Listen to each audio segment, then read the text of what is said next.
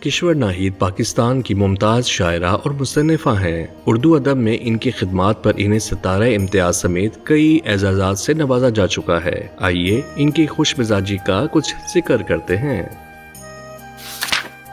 کشور Nahid England میں ساقی فاروقی کے ہاں ٹھہری ہوئی تھیں۔ بہت سے شعراء اور ادبا وہاں جمع تھے۔ ان کی سوانح عمری بری عورت کی کتھا کے بارے میں تذکرہ چل رہا تھا۔ اچانک کسی نے کشور سے پوچھا، وومن کانفرنس تو بیجنگ میں چل رہی ہے، آپ شمولیت کے لیے وہاں کیوں تشریف نہیں لے گئیں؟ وہ تو عورتوں کی کانفرنس ہے۔ کشور نے جواب دیا۔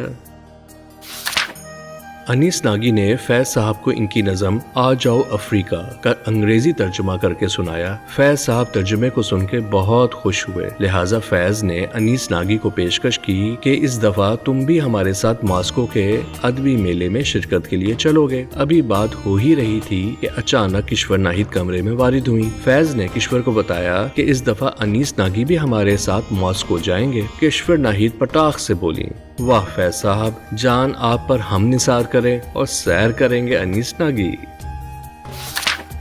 پاکستان نیشنل سینٹر کی ریزیڈنٹ ڈائریکٹر کشور ناہید کسی مسجد کے متعلق ڈاکٹر عبداللہ چغتائی سے بار بار کہہ رہی تھیں، ڈاکٹر صاحب مسجد کے صحن کی لمبائی میرے ذہن میں اٹکی ہوئی ہے، یہ صحن اتنا بڑا کیوں ہے؟ اس پر ڈاکٹر عبداللہ نے اپنے بڑے بھائی عبد الرحمان چغتائی کا ایک واقعہ سنا دیا۔ میں مسجد میں بیٹھا پڑھ رہا تھا کہ ایک دیہاتی جاٹ مسجد دیکھنے آیا۔ لمبے چوڑے وسیع صحن میں کھجور کی بنی ہوئی ایک بہت بڑی چٹائی بچھی ہوئی تھی۔ اس نے پوچھا، یہ اتنی لمبی چوڑی چٹائی بچھائی کس طرح گئی تھی؟